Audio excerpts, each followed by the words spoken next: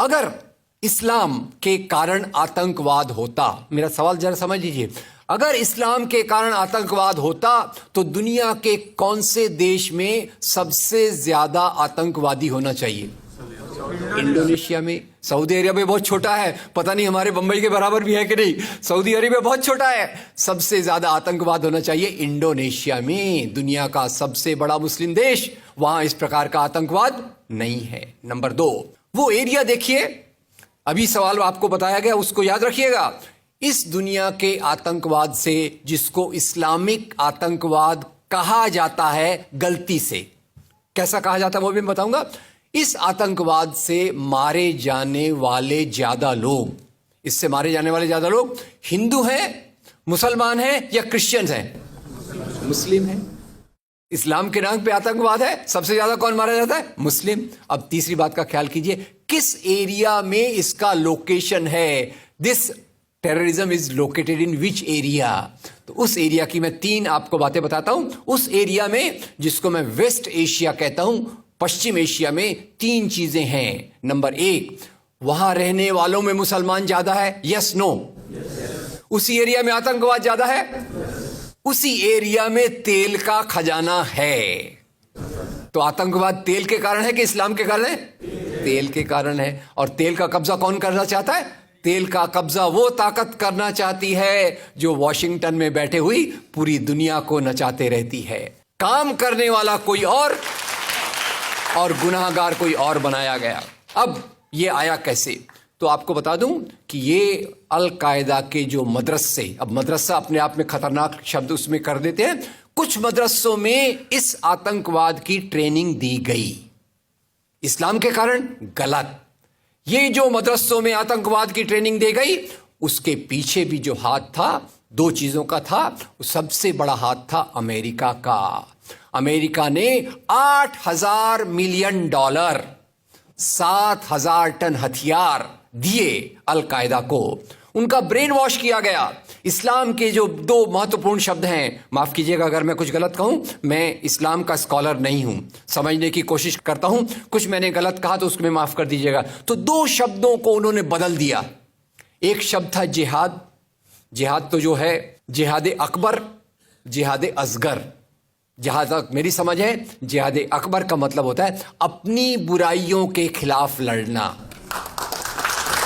जिहाद असगर का मतलब होता है समाज की बुराइयों के खिलाफ संघर्ष करना। तो इस जिहाद शब्द का मतलब बदल कर दिया गया कि जो भी व्यक्ति आपसे असहमत है, जो भी व्यक्ति को किसी को पहले काफिर लेबल करो, अब काफिर का भी एक बहुत अलग मतलब है, I won't go to the details of that. तो काफिर किसी को बोलो, उसको मारो, तो उसको जिहाद के नाम दिया गया। और ये ट्रेनिंग उन मदरसाओं में हुई जिसको अमेरिका ने पैसा दिया, अमेरिका ने सिलेबस भी दिया। और तो और मेरी समझ है, मदरसों में कुरान की ट्रेनिंग देते हैं। वो कैसे होना चाहिए वो आपके बीच में चर्चा का मुद्दा है, पर यहां जो ट्रेनिंग दी गई उसका सिलेबस वॉशिंगटन में बनाया गया। और खैर, ये क्यों बनाया गया उसके पीछे मैं पहले बहुत कोशिश करके, मेहनत करके लोगों को बोलता था ये अल कायदा इसके लिए बनाया गया। बाद में मेरे हाथ में एक बहुत अच्छी चीज आई। अब यूट्यूब में कई चीजें बहुत अच्छी हैं, कई चीजें खराब हैं। यूट्यूब के कारण हमारे कई नौजवान भटक भी रहे हैं, पर यूट्यूब की कुछ अच्छी चीजें आपको बताता हूं। यूट्यूब में आप सर्च कीजिएगा 3 शब्दों को, हिलरी क्लिंटन अल कायदा अमेरिका, उसमें आपको 4.5 मिनट का एक वीडियो मिलेगा जिसमें हिलरी क्लिंटन बताती है, मैं नहीं कह रहा, हिलरी क्लिंटन कहती है कि हमको रशियंस के खिलाफ लड़ना था। हमारी फौजें जो वियतनाम से एकदम डिमोरलाइज होकर आई थी वो तैयार नहीं थी, तो इन एशिया के मुसलमानों के नौजवानों के कंधे पर रखकर हमने अपनी बंदूक चलाई, हमने अल कायदा खड़ा किया, हमारा काम हो गया, हम अपने हाथ धो लिए और हम अपने वापस आ गए।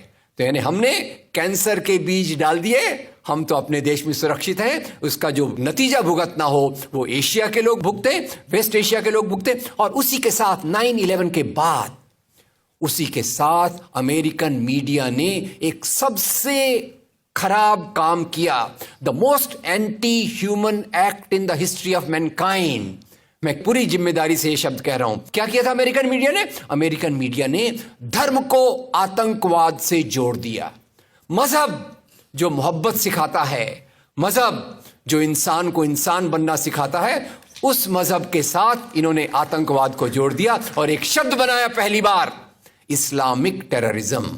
याद रखिए, दुनिया में आतंकवाद पहले भी हुआ है। याद रखिए आयरिश रिपब्लिकन आर्मी, याद रखिए खालिस्तान, याद रखिए नाथुराम गोडसे, याद रखिए इंदिरा गांधी का हत्यारा, याद रखिए राजीव गांधी का हत्यारा। आतंकवाद पहले भी हुए हैं, पर कभी भी मजहब को आतंकवाद के साथ नहीं जोड़ा गया। तो मैं मानता हूं अमेरिकन मीडिया ने अगर सबसे गंदा, सबसे एंटी ह्यूमन काम किया है तो इस जुमले का बनाना जिसको कहते हैं इस्लामिक टेररिज्म। अब इसके पीछे इस्लाम का कोई हाथ नहीं। जिहाद शब्द का मतलब बदल दिया गया और काफिर शब्द का मतलब बदल दिया गया। यहां से ब्रेन वॉश की एक प्रोसेस चालू हुई और इसी को मैं कहता हूं, ये प्रोसेस जो चालू की, ये प्रक्रिया एक कैंसर होती है। मेरा थोड़ा मेडिकल बैकग्राउंड है, मैं जानता हूं कैंसर शुरुआत में होता है, आपने ट्रीट कर लिया तो ठीक है, जब वो फाइनल स्टेज में जाता है तो पूरी दुनिया की बर्बादी करने पे तुल जाता है। और वही बात अलकायदा के साथ हुई। अलकायदा के बाद मामला वहीं खत्म नहीं होता। तेल की प्यास, तेल की भूख बहुत बड़ी है। आप जानते हैं भारत 200 साल तक गुलाम रहा इंग्लैंड का। काहे के लिए गुलाम था? क्योंकि उनको यहां का कच्चा माल लूट कर ले जाना था। After colonialism there is imperialism, और ये इंपीरियलिज्म चाहता है दुनिया के रॉ मटेरियल्स, दुनिया के रिसोर्सेस को लूट कर अपनी समृद्धि को, अपनी प्रॉस्पेरिटी को बढ़ाया जाए। और उसी के चलते उन्होंने एक और काम किया और वो काम था इराक पे हमला। अभी ब्रेक्सिट, अभी वो कौन सी रिपोर्ट आई है, मैं नाम भूल गया उसका, जिसमें ब्रिटेन के प्रधानमंत्री जो थे उनको एक गिल्टी करार हो रहा है।